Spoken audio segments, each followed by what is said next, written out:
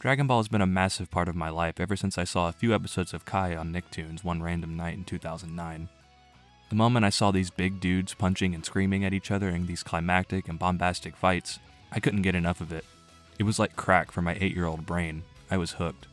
Naturally, in my pursuit of anything and everything Dragon Ball, I eventually gravitated to the plethora of Dragon Ball video games.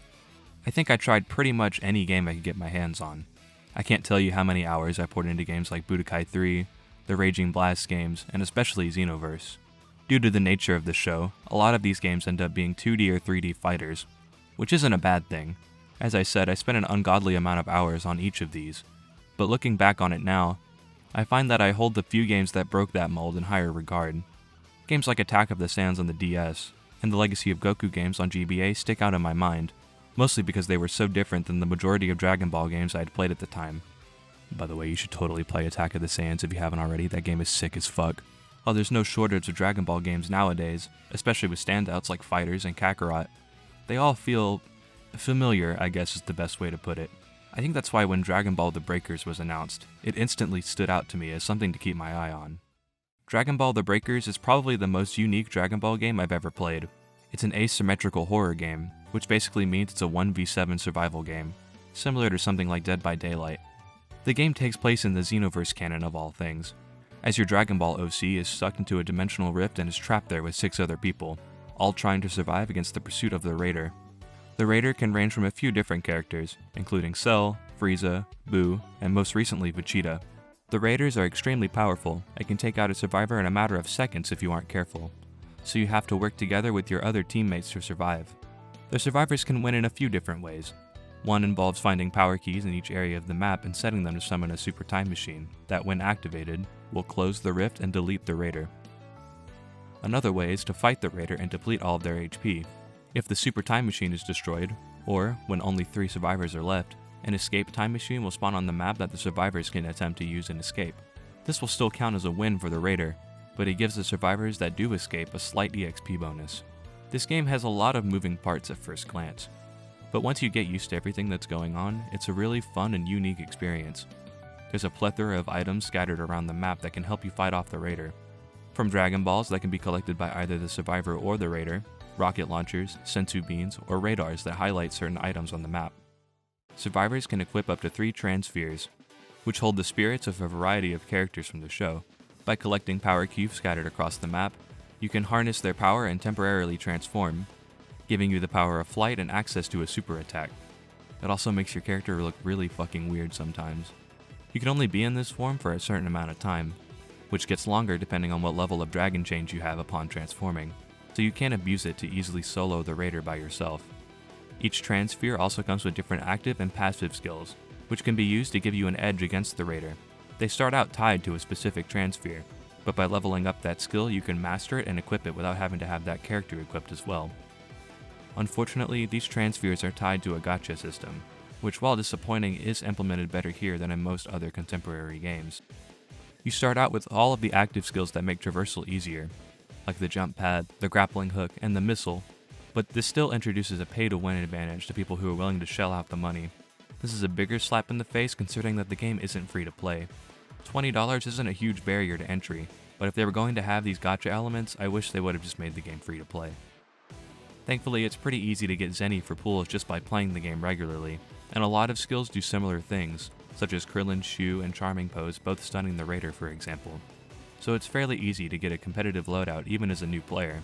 The only thing you'd really need to buy premium currency for is extra skins.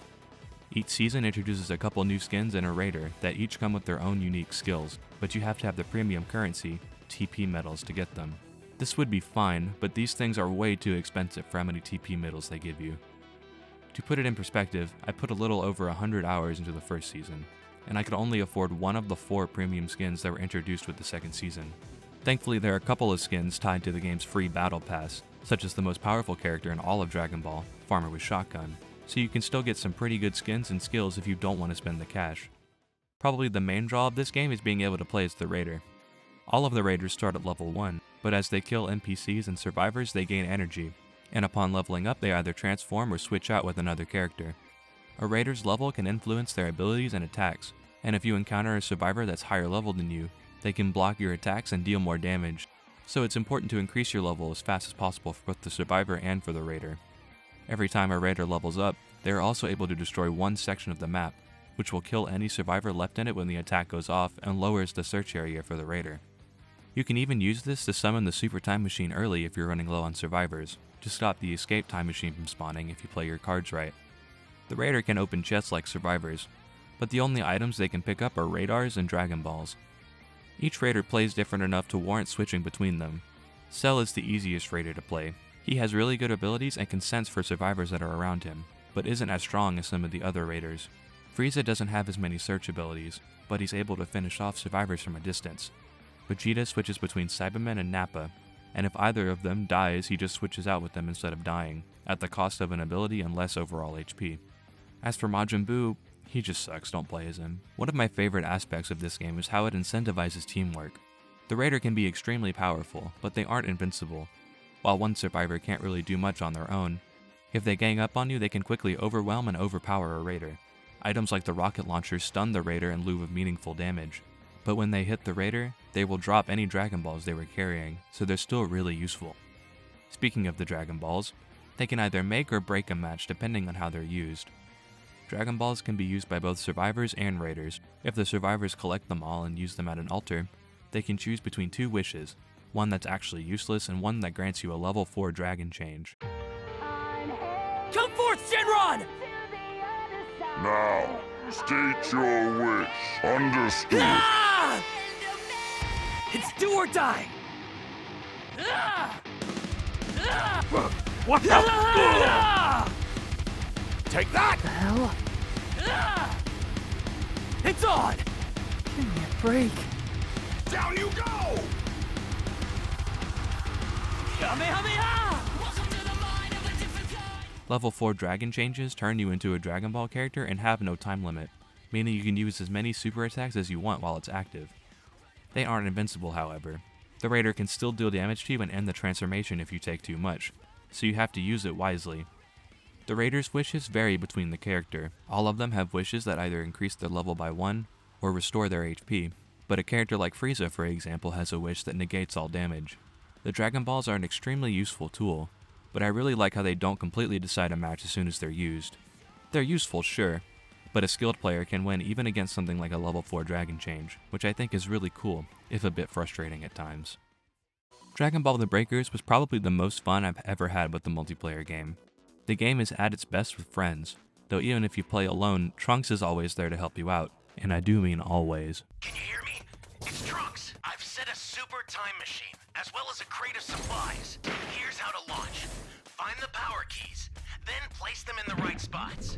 Can you hear me? I've set a super time machine, as well as a crate of supplies. Here's how to launch. It's Trunks. Find the power keys. I've set a super time machine, as well as a crate of supplies.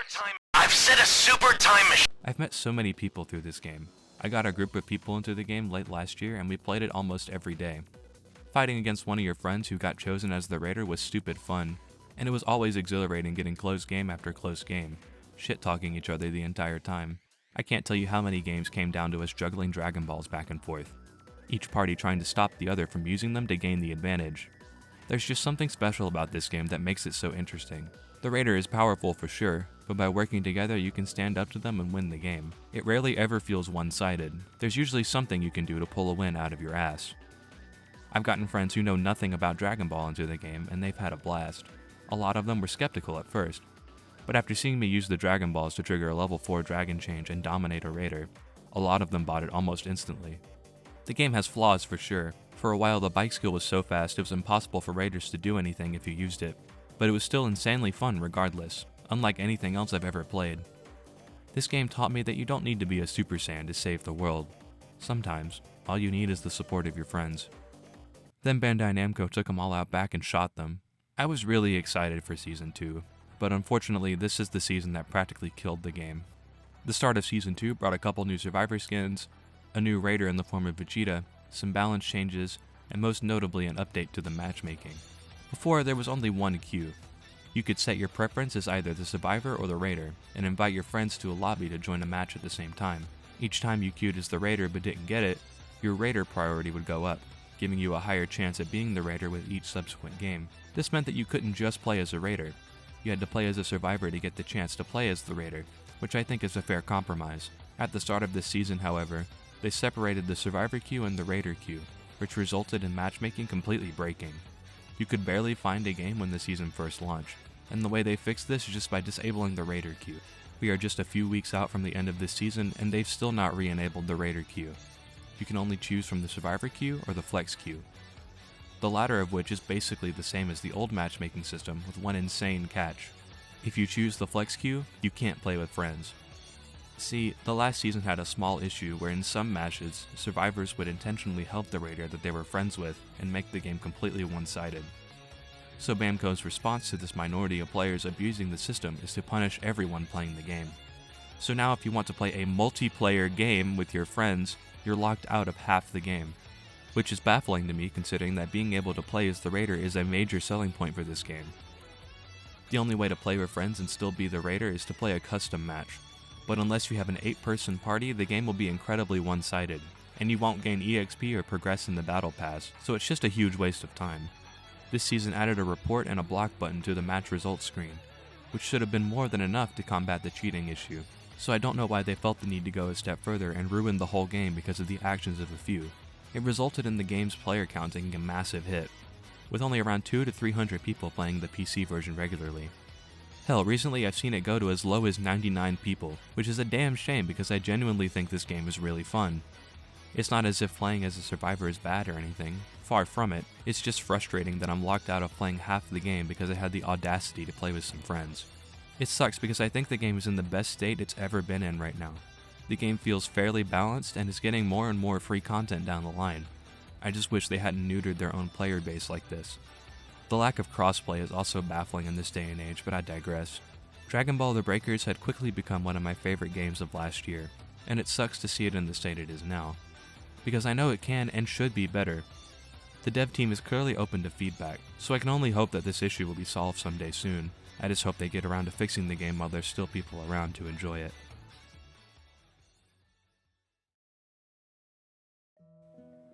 Thanks for making it this far into the video. I want to give a special thank you to both Bubbletea and Nam's Compendium for helping me gather footage. Links to their channels will be in the description. This isn't the kind of video I normally make, but this game means a lot to me, so I wanted to talk about it since the current state of the game bothers me a lot. The next video should be Kingdom Hearts, and I actually mean it this time. The footage is all recorded, I'm just taking a different writing approach this time, so it's taking a little bit longer. That and I'm addicted to Tears of the Kingdom, which isn't really helping. The script is about half done, so hopefully it won't take too much longer to get out. That's about it from me. Follow me on Twitter for updates on future videos and other dumb stuff. Thanks for watching. Have a good one.